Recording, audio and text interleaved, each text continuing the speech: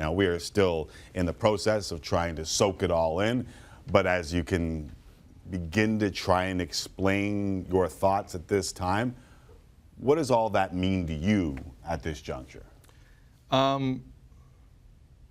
Let's remember where it's coming from first off.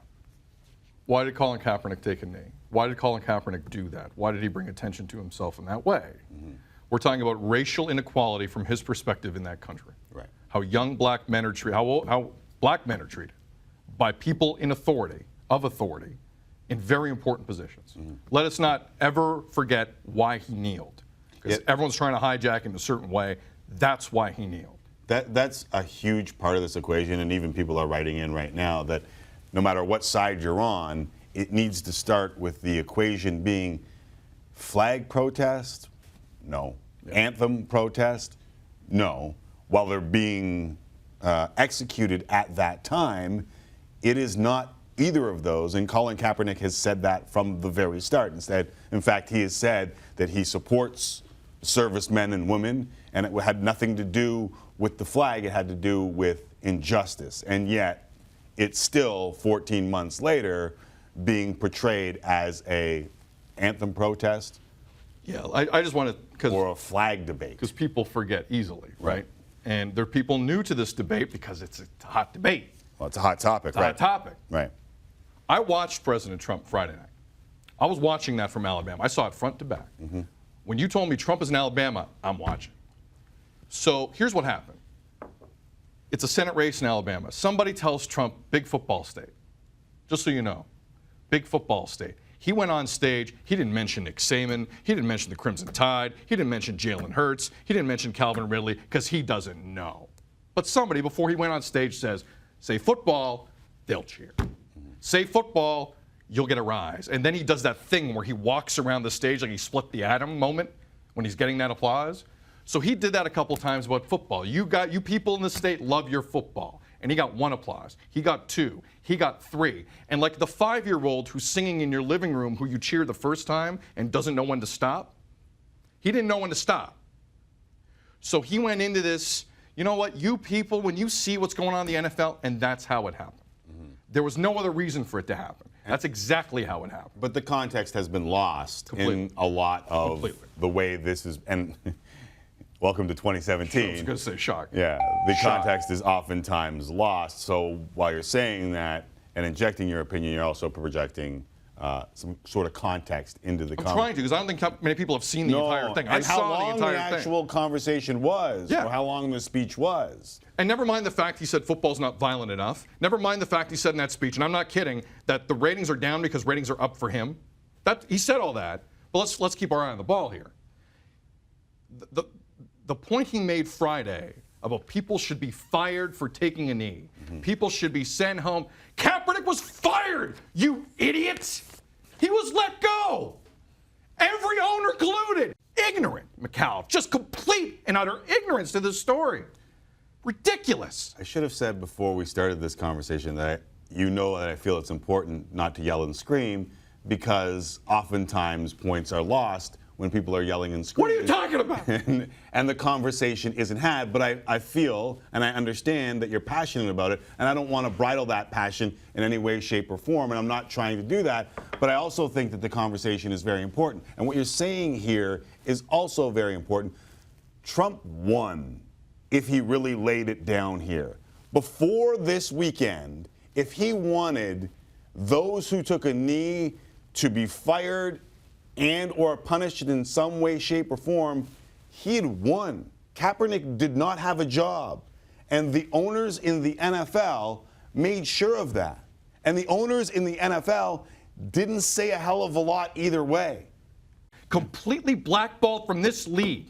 And to see Shad Khan of Jacksonville, who has contributed to Donald Trump's campaign, to see that snake Dan Snyder in Washington last night locking arms, who has also contributed to Donald Trump's campaign, to see a bunch of owners, Robert Kraft, who have been silent on the Kaepernick issue for months like cowards, absolute cowards, all of a sudden, for the greater good, for the greater good, Tim. Lock arms with the players that mean so much to them. Where the hell have these people been for the last 12 months? Where the hell has Arthur Blank been? Where have the Ford family been? Where the hell has everybody been? That level of hypocrisy yesterday made me as angry as anything else. That man contributed to Trump's campaign, and so did he. And now they're with the people? Now they're supporting them? Give me a break. This is the most hypocritical thing I have seen in years with these NFL owners. And you got to call it for what it is. That is garbage. Robert Kraft gave Trump a Super Bowl ring months ago. Fact. Super Bowl ring. Now he's with the people.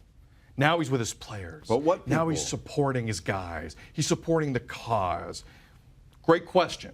But what people? Great question. Because first off, the answer to what you're asking is where were they? They weren't involved. And you know why they weren't involved? Because they didn't have to be involved. It wasn't until Donald Trump called them out that they got involved. Let's be honest here. Tried to hurt their brand. That's what we're talking about here. I think he tried to tell them what to do. Boycotting NFL games? Hold on. I think that that's hurting the brand. Boycotting the games, but we know that's not going to happen on a mass scale, right? I agree with you, but if you're a skittish owner with no spine, you may react to that differently. But he also told them what to do, and I think that from my experience, rich guys don't like to be told what to do. Yeah, I'm with you there. Right? I'm with you there. I think that's part of it. And it must be said, as you speak, I am going to jump in like I always do on this show. Shad Khan did speak out against Donald Trump's Muslim ban or travel ban or however you want to phrase that ban. He in the past has spoken out. And there are others who have turned like Rex Ryan, who at one time supported Donald Trump and then said yesterday that he could no longer do so. There are two sides to this equation, and many of the other side of the equation said sitting in the stands, right? Like, and let's be honest. Yeah. We saw not just Buffalo, I saw Washington, D.C. In fact, if you listen to the national anthem, you heard some pretty interesting things go to air just before the national anthem singer started the song. So while there is this one side of the story, the other side of the story, to me, seems to be sitting in the stands. And I wonder if that golden goose that you're talking about, the brand, the product, if that's really what the owners are worried about.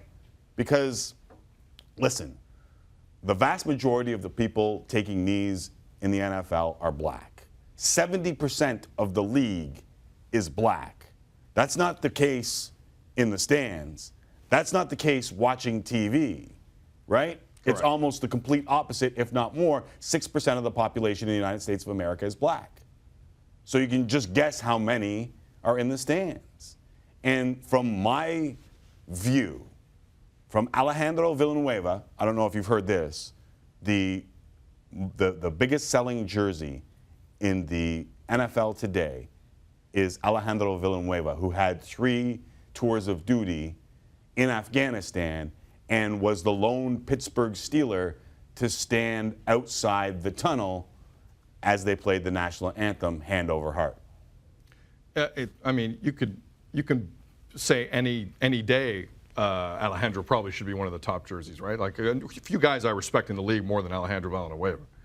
And it just goes to show what the story is. But you know why that happened now, even though we can both sit here and say that you absolutely, he is positively, the symbol of breaking ranks with the Pittsburgh Steelers, a state that Trump carried last year.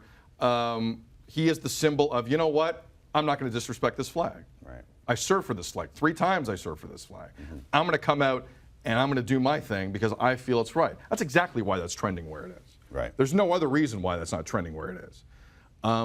Can we talk, since we're on the topic of the business of this and ownership and them getting involved, and not all owners, for the record, have spoken on this. Right. Jerry Jones has been very quiet. We'll see what happens tonight in Arizona. A few of them have been very quiet on this. Would you be surprised if I told you CBS's pregame show yesterday was their most watched pregame show since 2010? No, I wouldn't be surprised at all. Do you know in the middle of all that, I flicked it on to Fox News. I flicked it on to MSNBC. I flicked it on to CNN. What do you think everybody was talking about? This. Everyone had on a former player. Everyone had a huge banner that had the NFL on it. Yeah. So in turn, what are people then going to do? Flip. What are they going to do for the national anthem? Flip over to NBC. What are they going to do in Washington? Flip. This, in a weird way, as Donald Trump's ripping the NFL on its ratings and telling people to boycott it, has given them one of their biggest weekends in years. In a really bizarre way. And I don't know what that means in the grand scheme of things. I'm not going to begin to try and... I'm not smart enough, but the fact is, I think it happened. And I think he was a big, big reason for that. And I just, what annoys me greatly is, again, people losing the narrative on why it began in the first place. But let me ask you this. Since owners just stick their finger in the air and go by the wind and see which way it's blowing, does this, in a perverse way, lead to Colin Kaepernick coming back in the National Football League? Do you want to be the hero owner now to do that? Donald Trump just took on the NFL, and here we are in Canada talking about it and wondering if, from afar, we have anything really to do with any of this. And I understand that some people are weighing in on that right now as we speak. And for me, the United States is a cautionary tale about divide. And it scares me sometimes how often Canada jumps into this. And to jump into this is just to jump into the sports that we cover each and every day on this show. So I wonder, in my heart of hearts, if he did not galvanize the NFL. Like, to take on all of the things that he has taken on has not really surprised me. But to take on the NFL and in Alabama, where college is king, it surprised me. It surprised me that he just took on football the way he did, because there are a bunch of owners who, like you said, not only contributed to his campaign, but also supported him in many ways, shapes, and forms. And there are players in the league who do the same. And once again, the debate on those who support them are about the flag and the anthem, and the ones who don't are saying, please, don't lose sight of the initial topic at hand, which is simply injustice, equality. And for me, as I sit here, I know there are people in this building who believe in what Donald Trump said and fully believe in justice and equality. But you put the two together and it becomes a bonfire.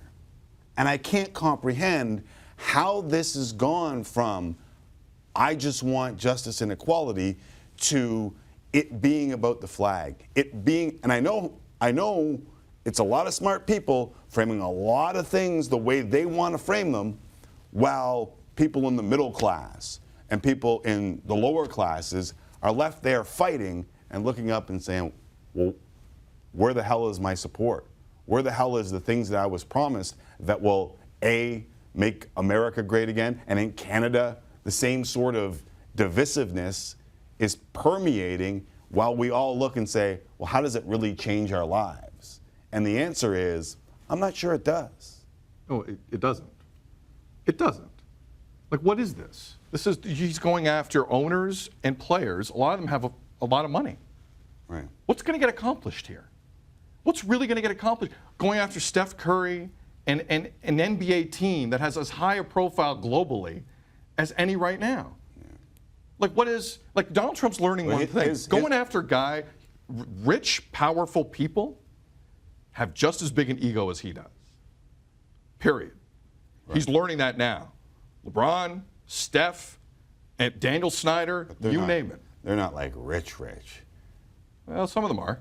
Some of them are rich. They're not Robert Kraft rich. No, few of us are. They're not Shad Khan rich. No, Shad Khan's a different level. I wonder if picking that fight is different. Here's the deal, and it must be said amongst all this, is that, I think it was 2 weeks ago we read that Donald Trump's approval rating went up 3 points. I mean, it was low to start, but it went up 3 points.